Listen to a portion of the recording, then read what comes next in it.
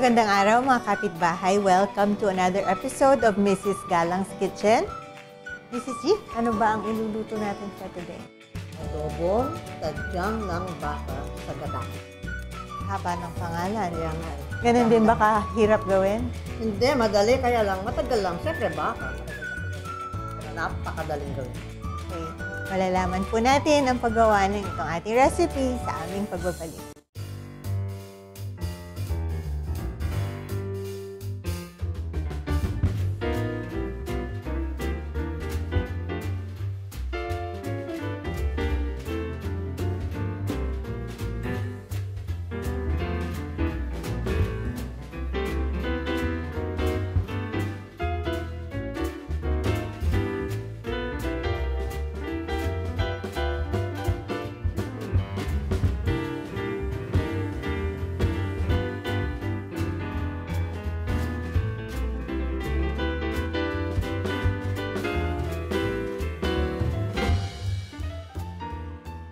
Magandang araw po mga kapitbahay. Balik na naman po tayo sa Mrs. Galang's Kitchen. Alika na rito, Edwin. Sanay na kayo sa kanya. Siya po yung panganay kong anak. Everyone in the family cooks. Hanggang sa apo. So we're going to heat our oil. What we're going to cook now is parang double the recipe. Kasi pagdating sa food na mayroong mga vinegar and toyo, it really adds flavor if you marinate it for some time. But since we are demonstrating this on TV, we have to prepare na naka-marinate na, no? Para tuloy-tuloy po yung ating pagluluto. So, i-marinate mo na ngayon, Edwin.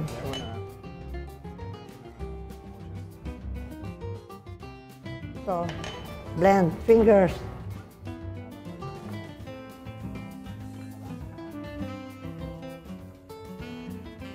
Kasi di ba when we eat steak, we used to add that. We love to add that kasi parang lumalabas ang flavor ng baka.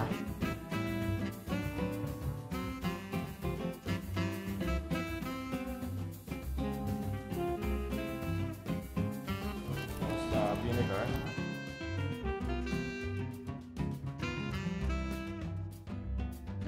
Shredded na yung laurel.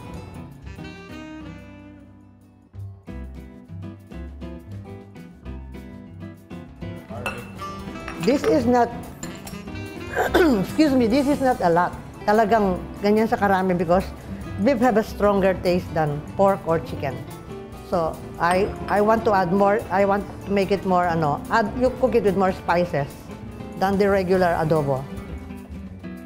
In fact, yung nakita nyong laurel na yan, kulang yan pa yan. Siguro dalawang malalaki.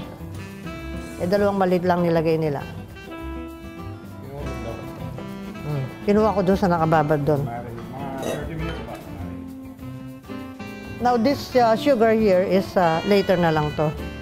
This is not needed now. What about your peppercorn? Asan yung peppercorn mo? Hindi ko tinago. Kulang to. Ayan.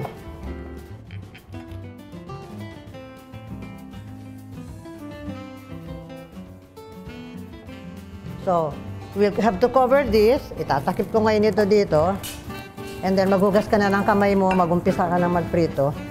And marinate this for at least 30 minutes or better overnight. Anything with vinegar, yung flavor becomes better if you marinate it for a longer period of time. Mas lumalasa. We now have this. Naka-prepare na to. And then I will pick out the bawang. And then we need a strainer here. I-drain natin yung mga baka. Para hindi masyadong mag-splash yung sa mantika. Pinukpok lang daw ni Edwin sa kamay niya ito, kaya ganito. I want it smaller pa. Okay, there.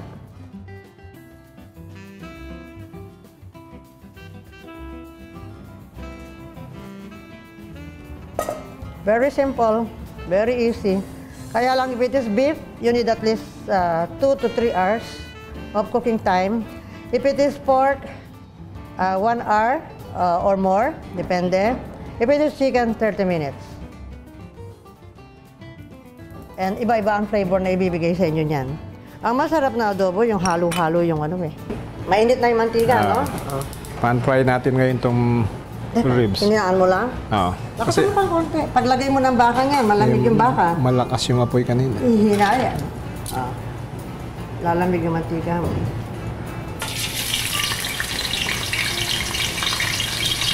We are not cooking the beef now. We're just pan-frying to give a brown crust to the beef and also flavor yan. Ang palasa.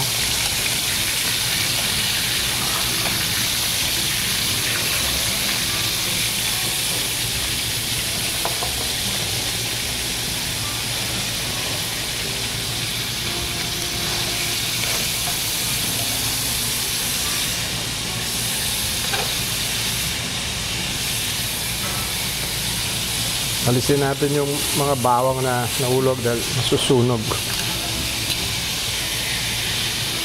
Tapos Sige, maghihimay muna ako ng bawang dito. Alisin ko na. At pag nasunog ng bawang, mapait, hindi masarap. Pag nag-brown siya, okay siya. Pero pag nasunog, iba na yung lasa nun.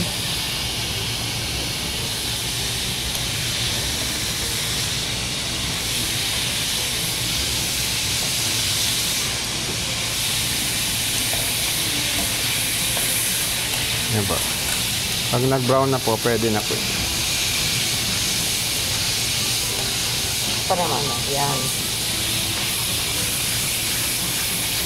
And rub it to your pan para makuha ninyo yung Lasa. yung lumalabas doon. Saka yung hindi masusunog.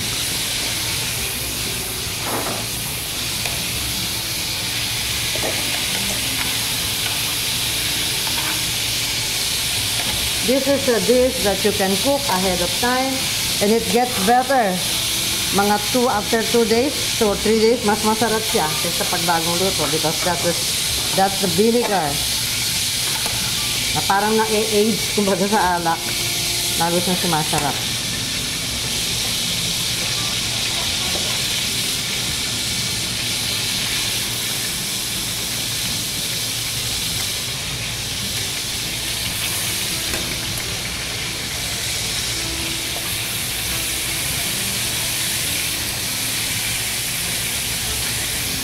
So what I'm adding now is the other, one recipe pa ito na yung pinakita niya po niya sa inyo kanina kung paano mag-marinate. So bali 2 recipes po yung ginagawa namin. Because, well, this is ribs, hindi ganun karami ang laman niya. Kaya lang mas masarap talaga. Pag nagluto ka ng may buto, yung nakadikit na laman sa buto, yun ang malasa. And if you notice, halos walang fat. Well, ayaw po namin ng maraming mantika yung pagkain na niluluto namin. Of course, kung mahilig kayo sa mantika, wala kayo sa buhay nyo. Sabi ko sa mga estudyante, hindi ko kayo sagot yung kolesterol niyan. Pero yun ang masarap eh. Yung mataba. Buti na lang ako, hindi mahilig yan ever since. Kung hindi, ewan.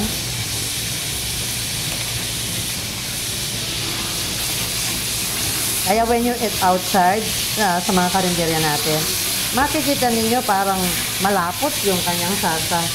Yung mantika, yun. Yung taba, yun. In our case here, yung oil na makukuha natin dito will come from the coconut milk mamaya. Dumarami Kasi 2 kilo na yan. Kaya ayusin mo ang pagluto niya na pinaabangan na ng tatay mo. Nung ginawa ko po ito, nagustuhan agad. Sa bahay. No correction. As is daw. I-demo ko. Pagkatapos po natin i-prito ng konti to, ilalagay na po natin yung Add the garlic muna. garlic. Yan na. Ito.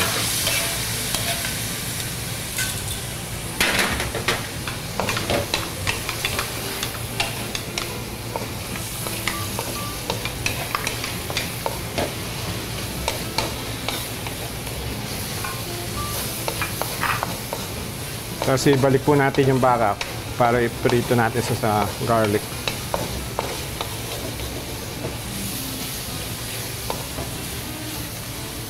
And then you get the brown bits yung nakadikit sa sa kawali kasi yun ang flavor niyan.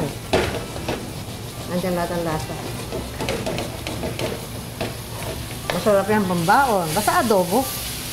Dahil may suka. It won't spoil fast. It gets better.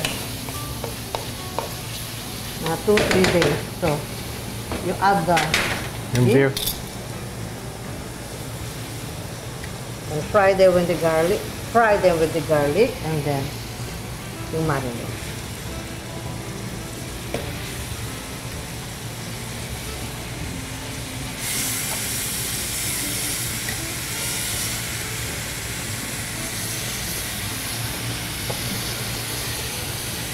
Gusto mo na lang? Pwede na yan? Tulo eh. Hindi?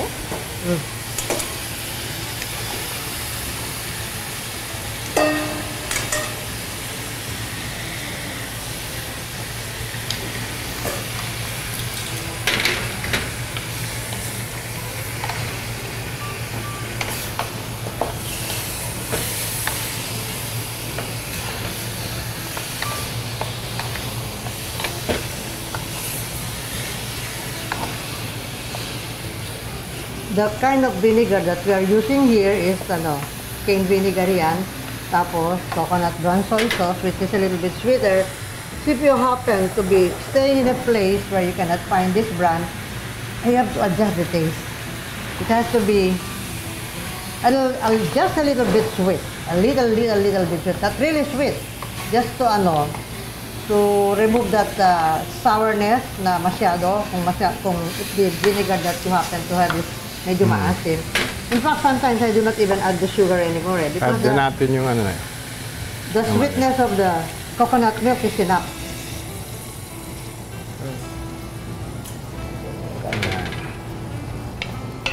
Tayo natin mag-boil.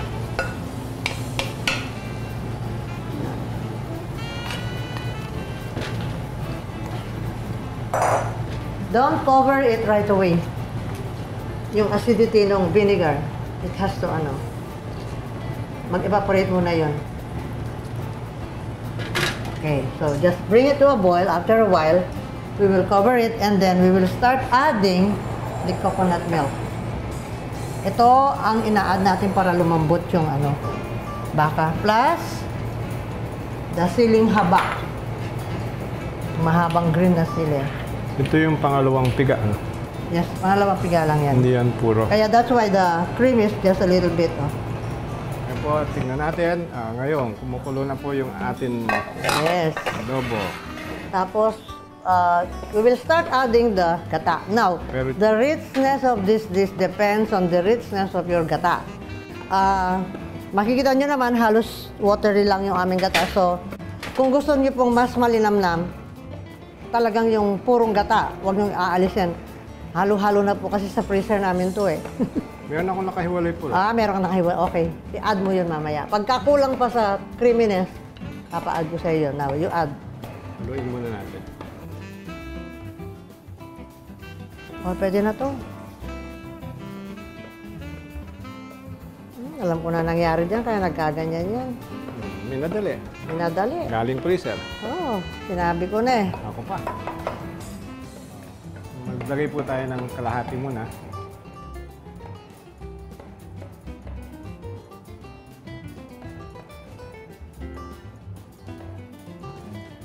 Sintayin po natin kumulo. Okay. I-level mo yung para. So, it will be just like this. We keep on adding gata para hanggang sa maging malambot yung baka. Almost Ngayon, pagka almost done na siya, we will check the seasoning. Ngayon, pwede kang mag-add ng isa o mamaya na iba. Mamaya na. Para Hindi masyadong maanghang. Pero sa pag gusto nyo maanghang talaga, isang dakot na ganito ilagay nyo. Yung maliliit pa, sige pa, dagdagan nyo pa, bahala kayo. hiwain mo, mas maanghang. So, cover mo na ngayon and then we will check every now and then hanggang sa lumambot yan.